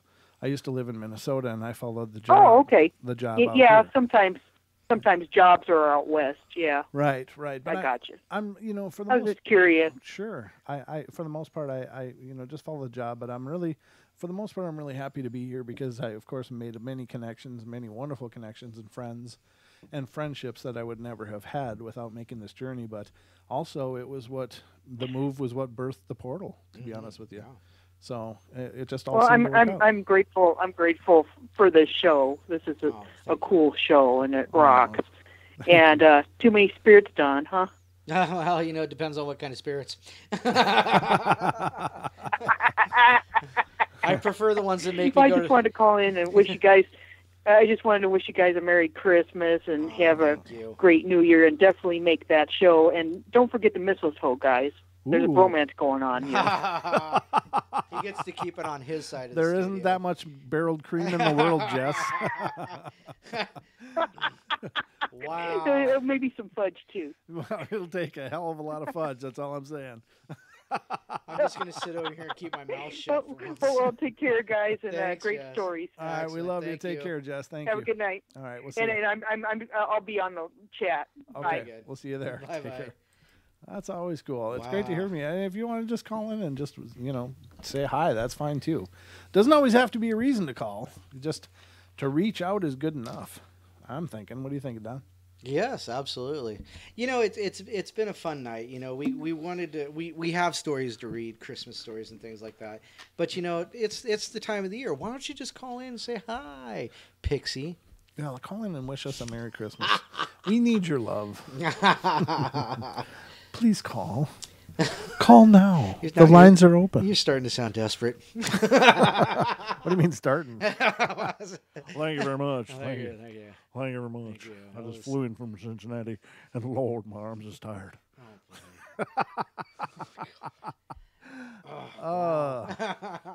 There's no accounting for taste. I'm just saying. But yeah, if you guys want to call and say hi, that's great too. It's great to hear from you guys because I really believe we're a family, you know. What? What? Pixie. Top. Pixie. What's going on in your mouth, Don? I'm eating this pinafore. Your lips move, but I can't hear what you're saying. Yeah, thank God. What are you saying? No. Pixie can just go jump off a bridge. Okay. She says, Jess, that's a great idea. How much will people donate to see Brent and Dawn kissing? I don't think under the mistletoe. It would take checkbooks. It would be like a Bill Gates kind of checkbook for that to happen. Your black card won't cover it. Yeah, no, there's just not enough money in this northern hemisphere. Jim, yes, I caught that too, but you didn't have to say it. Oh God, I knew after I said it that somebody was not going to let that go. Nope. Oh, you dirty bastards! Not with Jim in the chat. Oh God! All right, so moving on before this totally goes straight to hell. All right, I'm gonna read this one. Oh, excuse me. I'm taking a short break from what? I don't care about that. The people get all editorial in their beginnings there. They're monologuing. This story took place at my sister's home many years ago. There is a reason that I feel the need to write about it now. I received a phone call from my sister last night. She was finally returning my calls. I'd been trying to get a hold of her all day yesterday, and 3 phone calls, 3 text messages, but never an answer. My messages were simply, "We need to talk." Today's date is April 18th, 2016. Our conversation in part, my sister said, "Hey, are you busy?" Me, "No, what's up? It's nice you decided to return my calls." "Sorry, my brain has been preoccupied. Do you remember that Christmas Eve at my house almost went up in flames?" "Are you kidding me? Are you freaking kidding me? I've been trying to get a hold of you all day about exactly that. All I've been able to think about today is that night. You really need to stop playing in my head. But there's so much room in there." Oh, yeah, that's cute. I love all the dialogue here. It's like reading a play. "You're so funny. Have you seen him again?" "No. Have you?" "No."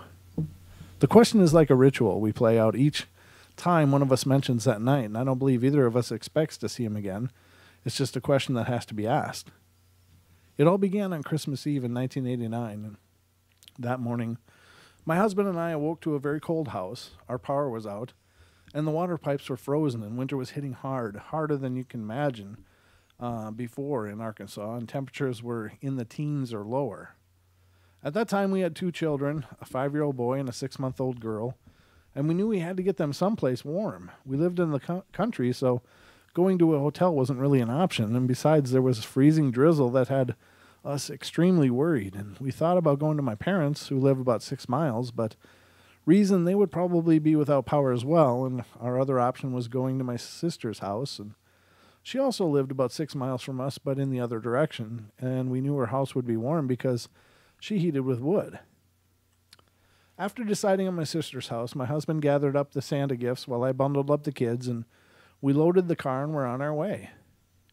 Here I'll tell you a little bit about my sister's house. I was with her the day she found it. The year was 1981, and we were driving around trying to find a rental house for her family. We decided to drive down this gravel road neither of us had been down since we were little kids, and we noticed what looked like a driveway long forgotten. We stopped and got out of the car and walked as far as we could, peering through the overgrowth of wild ivy and grapevines, and we saw it. A magnificent old house, just begging to be loved. The yard was littered with different colored rose bushes that had never been pruned in years, and in the middle of the yard, straight in front of the steps that led onto a huge porch, was an arched trellis with beautiful velvety blood-red roses growing across it. We gingerly walked towards the house, knowing full well we were trespassing. However, since neither of us had seen any posted signs, we hoped that it would be okay to just take a quick look. It was as if we were meant to look at it, as if it was calling us. The front porch spanned across the width of the house, and it had large columns supporting the roof, and on either end was an old worn porch swing, and the house itself had 2 front doors. Looking through the front door on the right, we could see 2 large rooms separated by only an arched frame, and each room had its own fireplace, and the floors were hardwood, that had long ago lost their shine. From the door on the left, we could see what looked like a bedroom, equally large as the other two rooms, and with the same hardwood floor. We were like kids running around the house, trying to peek in the windows to see what the other surprises we could discover, and we could not see a whole lot other than the rooms in front. But my sister was already planning on how she would decorate it. She became obsessed with this house, asking around who owned it and would they rent it, and she planned to live there, and no amount of trying to talk her into looking elsewhere worked. After several days, she found out the owner's name and asked me to go with her to talk to the lady, and someone told her it was an old family home, and while the family had rented it out in the past, they didn't believe the lady would rent it out again due to the last renters not taking care of it. Even though, even though I figured it was against all odds she would be able to rent the place, knowing how folks around here are about their old family homesteads, I went with my sister to talk to the owner. Right off, the lady said she didn't want to rent it. The house had been in her family for over 100 years, and she hated to see someone else destroying it. And my sister, not one to take no for an answer, kept trying to persuade her. And the lady said it needed tons of repair, and my sister said she and her husband would do them. The lady reminded her of how grown up the yard was, and my sister told her not to worry about it, that they would take care of it as a last-ditch effort. The landlady said, "It's haunted." Nice. Many of the past renters have heard and seen things. My sister smiled at me and replied, "Awesome." The lady laughed as she agreed to rent the house to my sister. Christmas Eve morning, 1989. We made our way slowly down the long gravel road towards my sister's house, and by this time, little droplets of water were beginning to freeze on the tree limbs, and I was thinking how glad I was to have some place to have our children so they would stay warm. And I didn't worry that we had not been able to call ahead, because I knew my sister would welcome us with open arms, and she did. We spent the day baking and getting ready for Santa's visit, and the house was filled with laughter and the excitement of 4 little kids, punctuated with a giggle from our baby daughter once in a while.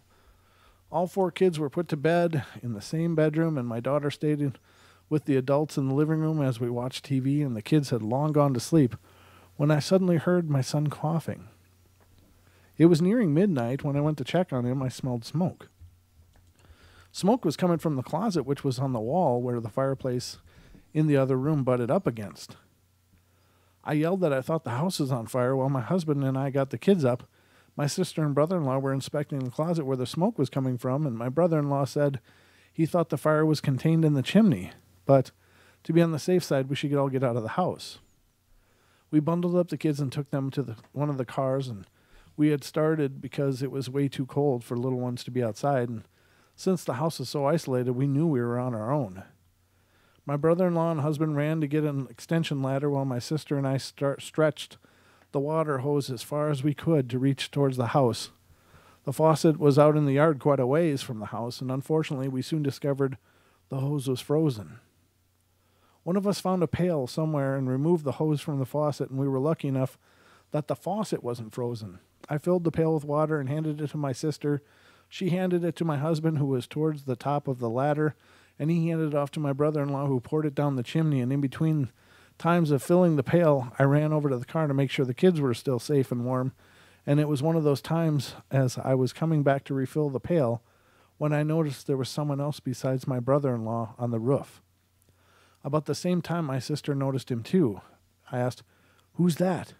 And she replied with her own question, "Where did he come from?" I filled the pail and gave it to my sister. She gave it to my husband, and he gave it to my brother-in-law, and it was then that we heard the man speak. "Here, let me help," he said, taking the pail from my brother-in-law. He was standing next to the chimney and didn't turn to face us, just sort of reached for the pail, and my brother-in-law handed it to him.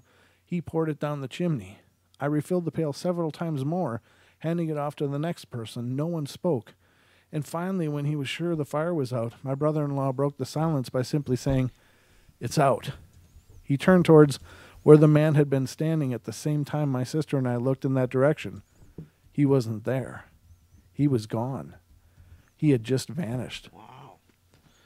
My brother-in-law searched the roof for the man. My husband and sister and I walked around the house searching for him, and we could not find any footprints in the newly fallen sleet.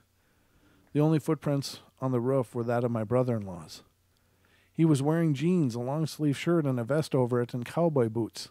He didn't seem to mind the cold as we did, and I can't remember seeing his face, only his profile, and he never looked directly at us. His voice was very flat in tone. There was always a debate as to what color his hair was. My brother-in-law says it was black. My sister and I said it was dark blonde, and my husband actually never saw him because of his position on the ladder, but says he heard him talking.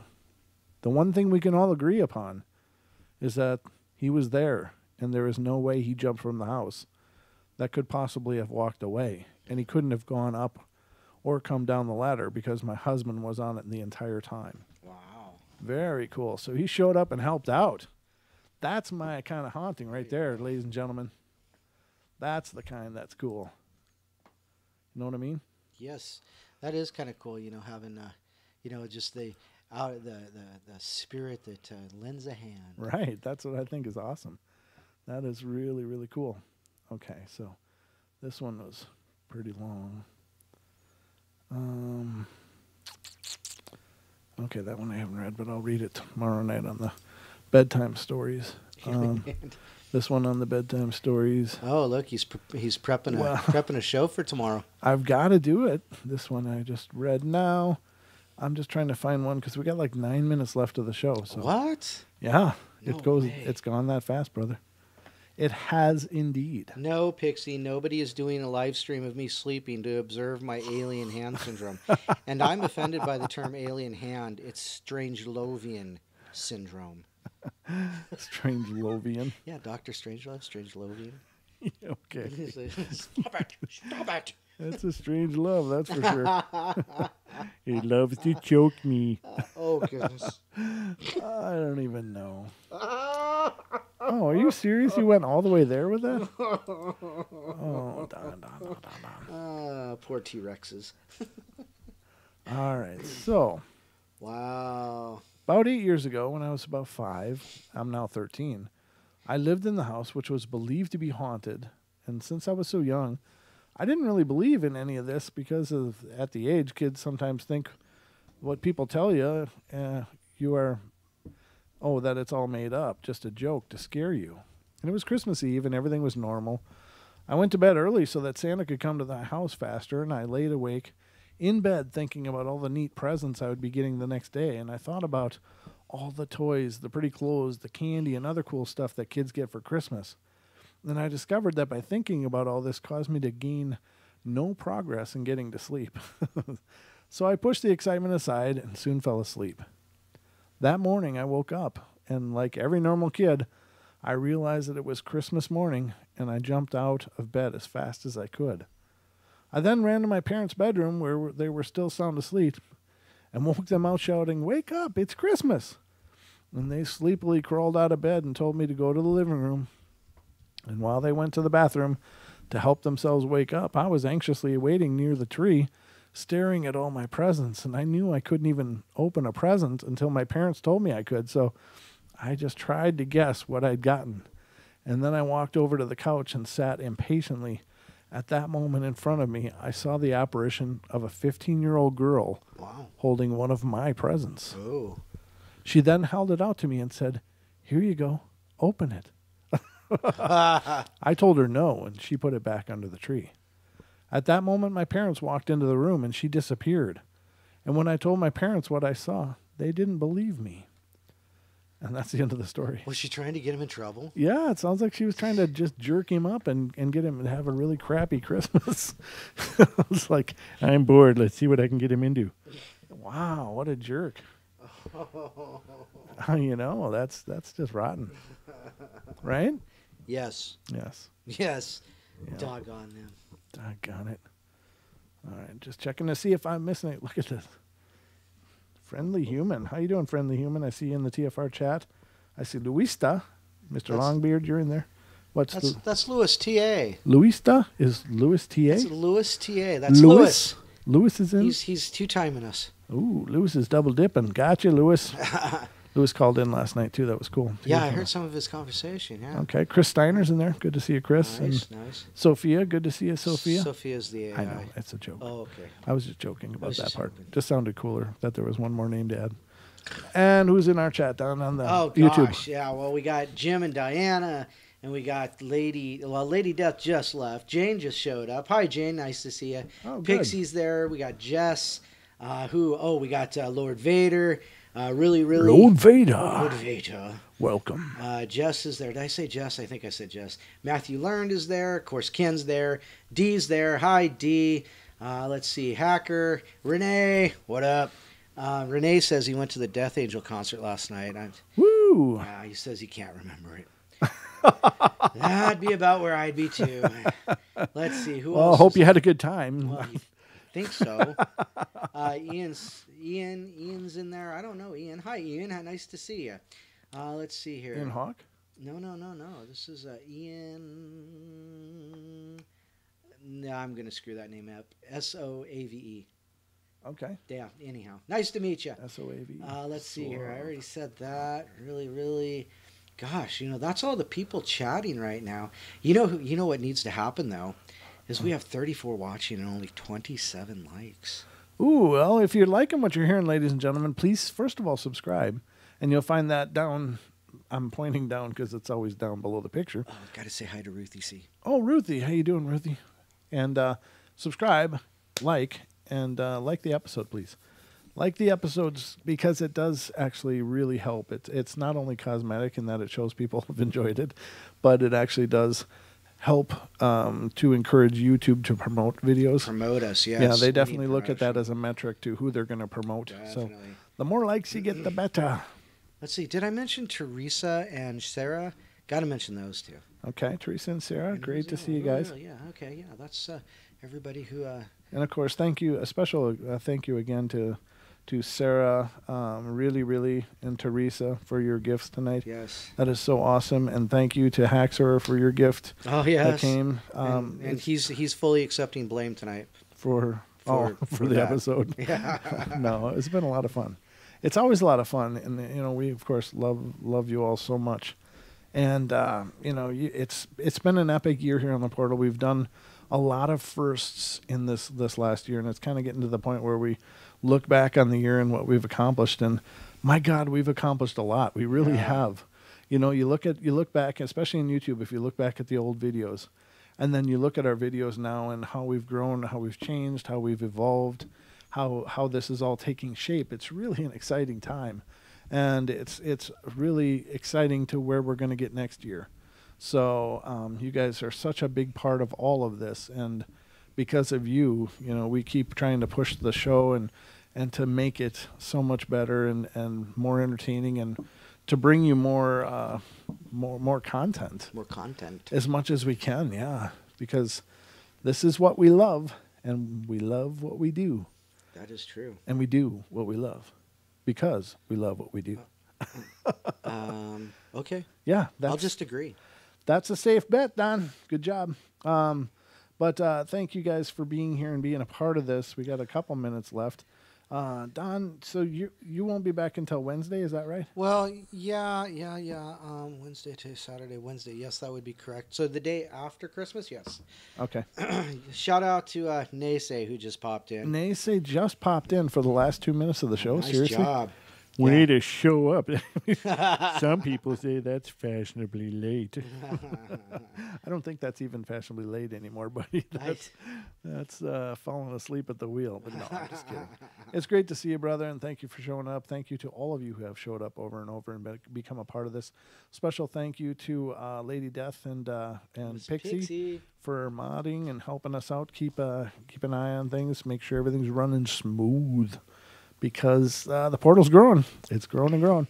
But spread the news to people that you know, groups you're involved in. Let them know about the portal. If you like the portal, spread the word. If you don't like it, then, tell your enemies. Yeah. If you like the show, tell your friends. And if you don't like us, tell your enemies.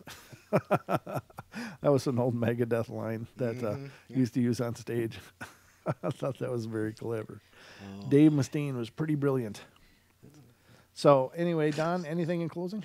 No, just thanks for being with us. Merry Christmas. Is this our second or third Christmas together? I think this is our second Christmas. Yeah, on the show. Yeah.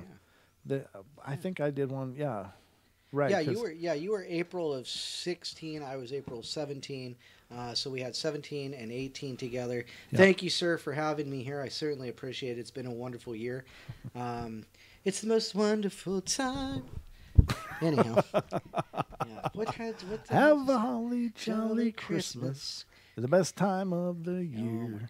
I don't know if there'll be snow, but have a cup of cheer. Well, we've had a couple. I know we've cheered the hell out of tonight. So. That's true. All right, guys. 20 seconds left.